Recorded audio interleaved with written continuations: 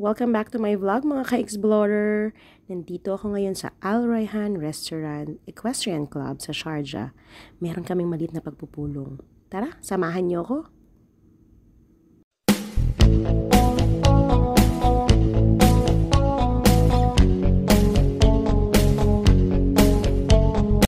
Ito yung loob ng restaurant.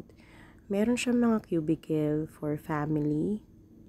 Ayan, kung meron kayong kasamang family, pwede kayo dito sa loob. O kaya naman, may ka-date kayo, pwedeng private, ganyan, settings. Tapos may upuan. At andyan ng mga waiter sa labas. Sa labas naman, makikita nyo rin to may fountain, tapos may mga Arabic chairs, at may garden. At ayun yung mga ka-opisina ko nag-meeting. Welcome to my vlog! Okay, this is a video. Come on, hello.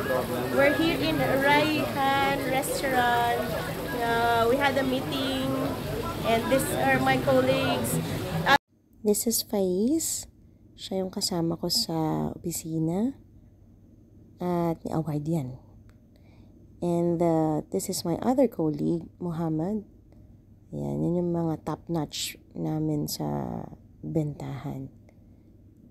Okay, so we're here at Al Rayhan. Wait, I'm going down here, okay? So you can see the view. So I'm with my managers. And this is the view here. This is equestrian club. Like, marami siyang horses dito. Kasi wala na yung horses. Wala na yung mga horse. Siguro kasi, gabi na, pinasok na nila yung mga horse. Ang ganda, may fountain pa, oh. Ang cute. Tapos pagdating dito sa taas,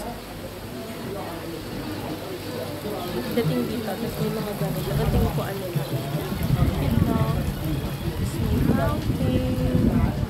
Tapos may TV. Ayan. Ayun, may nag-iisang kabayo dun. Kasi nga, this is an equestrian club. May mga kabayo kaso ayun, nag-iisa lang siya. Kanina marami yan eh. Makatulog na sila kaya tinago na sa kwadra nila. So ito siya yung buong equestrian club.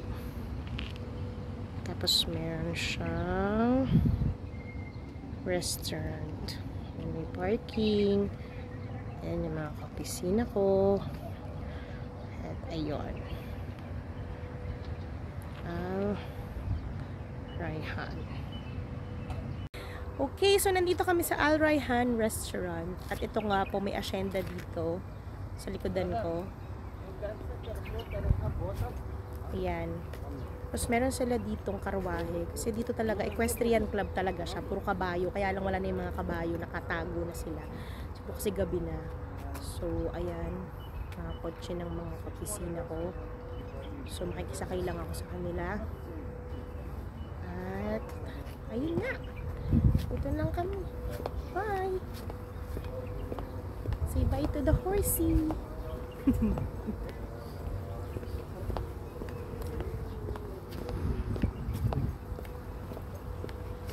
At, hindi pala kita yung Al Rayhan.